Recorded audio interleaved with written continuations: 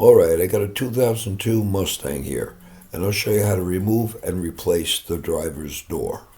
Let's take a look at what's involved. All you need to do is disconnect these 4 bolts and disconnect the wires.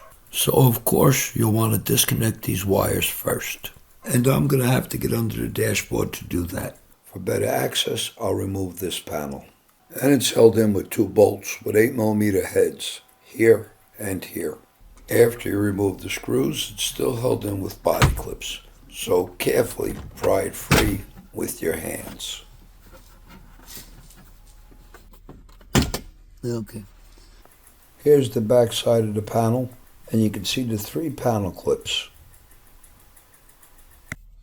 That didn't help all that much because we got a steel plate in the way. And that's held in by 2 screws, one here and one here. And they also take an 8mm socket.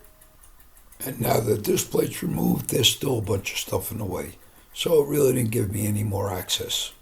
I'm still going to have to go under the dashboard to get to the wires, but at least it gives me more light, so I'll leave it off. I was hoping I could access the wiring from above, but apparently the only way is from below. And here we go. And now you can see the wires coming from the door. There's 2 bundles. So that would mean there's 2 connectors, and you can see one here. The other bundle goes up behind this insulation, so that connector is pretty well buried. And to make matters worse, this big fat wiring harness is in the way. So I'm going to have to take off even more stuff. In order to get that big fat wiring harness out of the way, I'm going to have to remove this lower panel here. And it's held in at the bottom corner here with a pushpin connector. And it's a really long connector. And then I have to pry up on this sill plate, which is just held in with clips. And I don't have to remove this sill plate all the way. I just have to raise it enough so I can pull back on the side plate. Okay, there you go. A little bit of pain, but it's out. Now I can disconnect the 3 connectors on this big wiring harness so I can move it out of the way. And now with that big wiring harness out of the way, it's still not that easy, but I can reach up behind the insulation with a screwdriver, disconnect the body clip, and pull that buried connector clear of the insulation so I can disconnect it. I'm not going to lie, removing those 2 connectors was a bitch, but now I should be on easy street. Now I can pull the gator out from its hole in the body and then feed the wires and connectors through.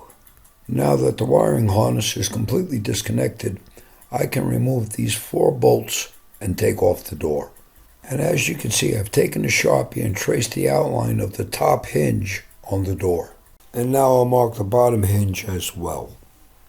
And it's important to mark the hinges because it'll save you a lot of time in alignment when you reinstall the door.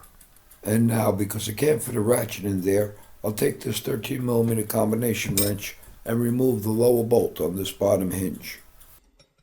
Let me get the bottom bolt out of this top hinge. Should be able to take it out with my fingers now. Yeah. Okay. And next, I'm not going to remove the upper bolts. I'm just going to break them both free. Okay, now that I have the door supported, I can go ahead and remove the last 2 bolts. And then carefully slide it clear of the car. And the door's not that heavy, about 75-80 pounds. So I'll pick it up and move it someplace out of the way. Okay, now that the door is removed, I can replace the hinge pins and bushings. But this video is about how to remove and replace the door. So I won't go into the details of that part, which, as I said earlier, is why I removed the door. If you're interested in how to replace the hinge pins and bushings, you can click on the link in this video. If the link isn't here yet, subscribe, and you'll be notified when I post the video. Okay, now that that's done, I can put the door back on. I just have to place it on the crate, get in position, and put the bolts back in. And then align the door, which was a piece of cake, because all I had to do was line up the marks. After you've bolted the door on, close it and check the alignment. and adjust it if necessary. And that's it, the door is reinstalled. The only thing left to do is reconnect the wiring and reinstall the interior panels. And they go together a lot easier than they came apart, because the body clips and connectors are designed to go together quickly, but not to come apart easily. And this is the last screw. So everything's back together, and the job is complete.